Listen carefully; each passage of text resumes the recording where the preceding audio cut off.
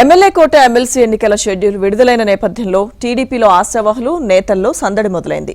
MLA కోట ఎమ్మెల్సీలుగా ఉన్న యనమల రామకృష్ణుడు, జంగా కృష్ణమూర్తి, దువారపు రామారావు, పర్చూరి అశోక్ బాబు, B Tirumala నాయుడి పదవీకాలం మార్చి 29తో ముగియనుంది. ఖాళీ అవుతున్న ఈ 5 ఎమ్మెల్సీ స్థానాల్లో ఒక స్థానాన్ని జనసేనకు కేటాయించనున్నారు. జనసేన అధినేత పవన్ కళ్యాణ్ సోదరుడు నాగబాబును కేబినెట్లోకి తీసుకుంటామని ఇప్పటికే సీఎం చంద్రబాబు ప్రకటించారు. ఆయన ఎమ్మెల్సీగా ఎన్నికయ్యాక మంత్రి పదవి ఇవ్వాలన్న యోచనలో ఉన్నారు. ఈ నేపథ్యంలో జనసేనకు ఒక సీటు ఖాయమైంది. మిగిలిన 4 స్థానాల్లో టీడీపీ అభ్యర్థులే పోటీ చేయనున్నారు. వీటి కోసం ఆ పార్టీలో చాలా మంది పోటీ పడుతున్నారు.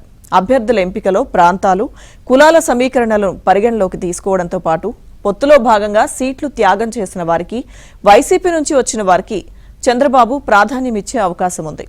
వీరిలో పలువురికి ఆయన గతంలోనే హామీ ఇచ్చారు. అలాంటి వారిలో పవన్ కళ్యాణ్ కోసం పిఠాపురం అసెంబ్లీ సీటును త్యాగం చేసిన ఎన్వీఎస్ఎన్ వర్మ ముందు వరుసలో ఉన్నారు.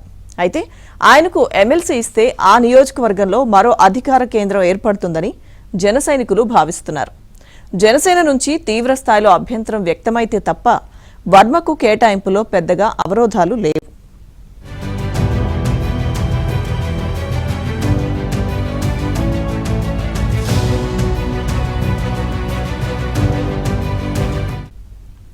మిగిలిన 3 స్థానాలకు మాజీ మంత్రి దేవినేని ఉమామహేశ్వరరావు, మాజీ ఎమ్మెల్యే కొమ్మాలపాటి శ్రీధర్, బీసీ కోటాలో మాజీ ఎమ్మెల్సీ బుద్ధా వెంకన్న, మైనారిటీ కోటాలో విశాఖపట్నానికి చెందిన ఎండీ నజీర్ వంటి వారు పోటీ పడుతున్నారు.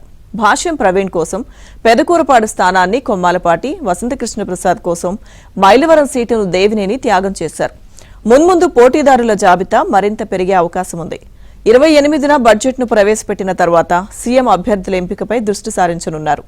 ఇక అసెంబ్లీ సమావేశాలు మార్చి 21 వరకు జరగనుండగా ఎమ్మెల్సీ ఎన్నిక మార్చి 20న జరగనుంది.